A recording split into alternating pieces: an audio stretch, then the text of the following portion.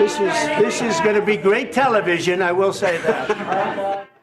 They were then meant to sit down and enjoy a working lunch before signing a deal that had already been agreed to allow American access to critical mineral mining in Ukraine.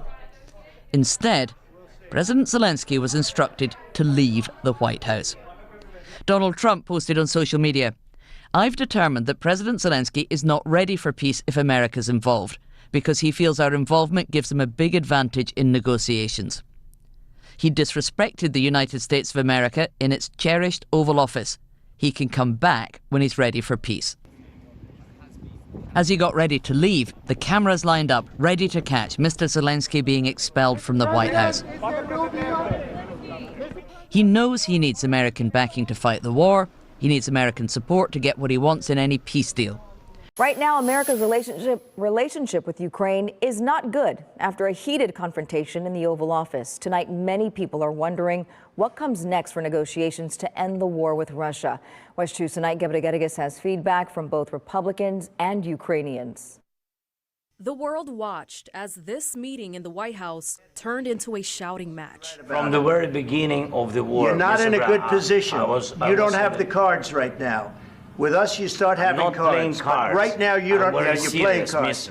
You're playing cards. You're gambling with the lives of millions of people. President Donald Trump and Ukrainian President Volodymyr Zelenskyy clashing, finger-pointing. The two were supposed to sign an economic plan, but it ended with the White House asking Zelenskyy to leave. Either we're going to end it or let him fight it out. And if he fights it out, it's not going to be pretty. No country has done more to help Ukraine than the United States has.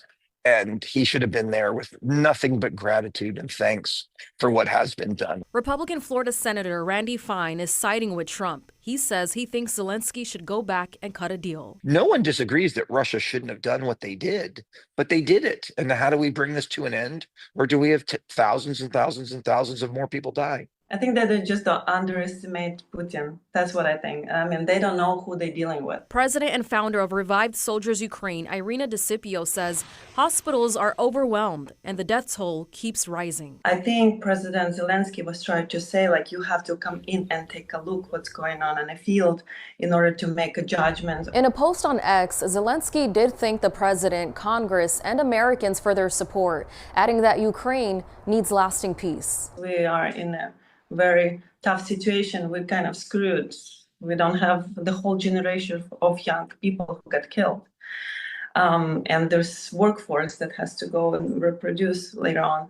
So for us, we're gonna take any chance to get those guarantees that we're gonna stop being tortured. Sanaiga Brigadgis, Watch 2 News. Today, the United Kingdom's Prime Minister told Ukrainian President Volodymyr Zelenskyy that he has the full backing of the UK. The British Prime Minister Keir Starmer said that the UK will stand with Ukraine as long as it takes. Right now, he's made an enemy of the one man he really needs as an ally. Sarah Smith, BBC News, Washington. So how has this exchange been viewed in Kyiv? Here's the take of our Ukraine correspondent, James Waterhouse. This leaves the Ukraine having to fight on. There is no respite from the day-to-day full-scale invasion it continues to combat. If you look at Donald Trump, perhaps suggesting the door is still open, perhaps if you look at President Zelenskyy still thanking America after that extraordinary exchange, perhaps there is still some collaborating to be done down the line. But it increasingly feels like this was less to do with a mineral deal. For President Zelenskyy, this was about trying to entice America into a deeper level of cooperation. And clearly, this proposal, this contract, wasn't as enticing for Kyiv as perhaps the White House was suggesting. We thought that America had dropped its demand for $500 billion worth of natural minerals. And we thought that perhaps, ahead of President Zelensky's departure from here, that maybe America was going to, in turn, provide the security guarantees, the military promises it wants to prop up any ceasefire in the future. Because what Ukraine and Europe agree on is that they still need America to be there in case this war was to reignite. But at the moment, it seems you have a White House refusing to commit to that, despite lengthy diplomatic efforts over the course of this week, and you saw a President Zelenskyy there seemingly having to stand his ground. I mean, the people you speak to here in Kiev, we spoke to a couple last night, they were pleased. They thought President Zelenskyy had no choice. There are some MPs who felt he could have been a bit more tactile in the face of a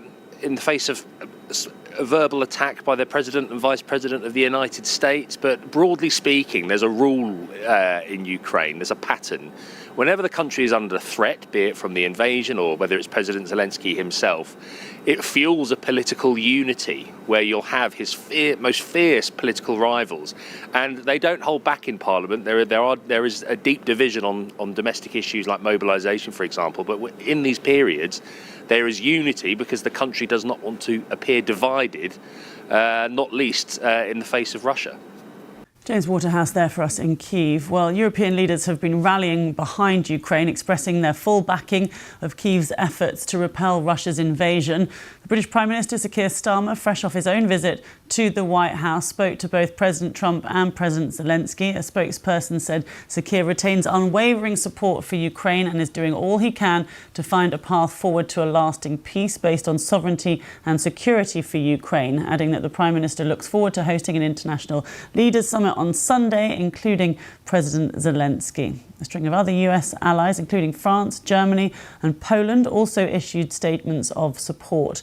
The French President Emmanuel Macron said on X that there is an aggressor, Russia, and there is a victim, Ukraine. Prime Minister of Poland, Donald Tusk, wrote, "Dear Zelenskyy, dear Ukrainian friends, you are not alone." Canadian Prime Minister Justin Trudeau offered his support, writing that Canada will continue to stand with Ukraine and Ukrainians in achieving a just and lasting peace. Meanwhile, President Trump was praised by Hungary's Prime Minister Viktor Orban, who said that the US leader stood for peace. And former Russian President Dmitry Medvedev applauded Mr. Trump, calling President Zelenskyy an insolent pig who got a proper slapdown.